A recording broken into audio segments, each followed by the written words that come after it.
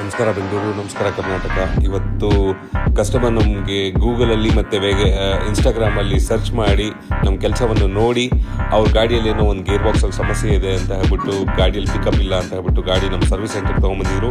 ನಾವು ಸ್ಕ್ಯಾನ್ ಹಾಕಿ ಡಯಾಗ್ನೈಸ್ ಮಾಡಿದಾಗ transmission issue ಇದೆ ಅಂತ ಹೇಳ್ಬಿಟ್ಟು ಗೊತ್ತಾಯಿತು. ಕಸ್ಟಮರ್ಗೆ ಎಕ್ಸ್ಪ್ಲೇನ್ ಮಾಡಿದ್ವಿ. ಗಾಡಿ ಡಯಾಗ್ನೈಸ್ ಮಾಡಿದಾಗ ಗೊತ್ತಾಯಿತು ನಮಗೆ ಆಯಿಲ್ ಲೀಕೇಜ್ ಇದೆ, ಗೇರ್ ಬಾಕ್ಸಿಂದ ಮೆಕ್ಯಾಟ್ರಾನಿಕ್ ಇದೆ ಅಂತ ಹೇಳ್ಬಿಟ್ಟು.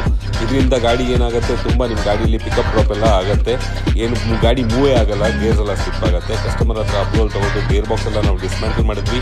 ಡಿಸ್ಮ್ಯಾಂಟಲ್ ಮಾಡಿದ ನಂತರ ನಮಗೆ ಗೊತ್ತಾಯಿತು ಅದರಲ್ಲಿ ಆಯಿಲ್ ಸೀಲ್ಸ್ ಎಲ್ಲ ಕಟ್ ಆಗಿದೆ ಡ್ರಮ್ಮಲ್ಲಿ ಅಂತ ಹೇಳ್ಬಿಟ್ಟು.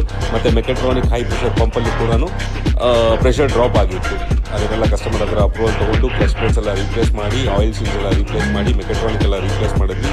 ಮಾಡಿದ ನಂತರ ನಾವು ಟೆಸ್ಟ್ ಡ್ರೈವ್ ತೊಗೊಂಡ್ವಿ ಗಾಡಿಯಲ್ಲಿ ಇದ್ದಿದ್ದ ಸಮಸ್ಯೆ ಎಲ್ಲ ಬಗೆಹರಿಸಿದ ನಂತರ ಕಸ್ಟಮರ್ಗೆ ಇನ್ಫಾರ್ಮ್ ಮಾಡಿದ್ವಿ.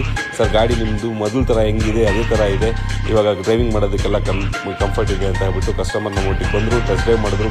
ಖುಷಿಯಾಗಿ ಗಾಡಿನ ಇವಾಗ ನಾನು ಡೆಲಿವರಿ ತೊಗೊತೀನಿ ಅಂತ ಹೇಳ್ಬಿಟ್ಟು ತುಂಬ ಖುಷಿಪಟ್ಟರು. ಇದೇ ಥರ ನಿಮ್ಮ ಗಾಡಿಗೂ ಏನಾದರೂ ಸಮಸ್ಯೆ ಇದ್ದರೆ ವೇಗನ್ ಸ್ಟಾಪಿಗೆ ಬನ್ನಿ. ನಮ್ಮ ಪೇಜ್ನ ಫಾಲೋ ಮಾಡೋದನ್ನು ಮರಿಬೇಡಿ. ಇದೇ ಥರ ಲೈಕ್ ಮಾಡಿ, ಸಪೋರ್ಟ್ ಮಾಡಿ. ಏನೇ ಆದರೂ ಸಮಸ್ಯೆ ಇದ್ದರೆ ನಮ್ಮ ಆಟೋಮೆಟಿಕ್ ಟ್ರಾನ್ಸ್ಮಿಷನ್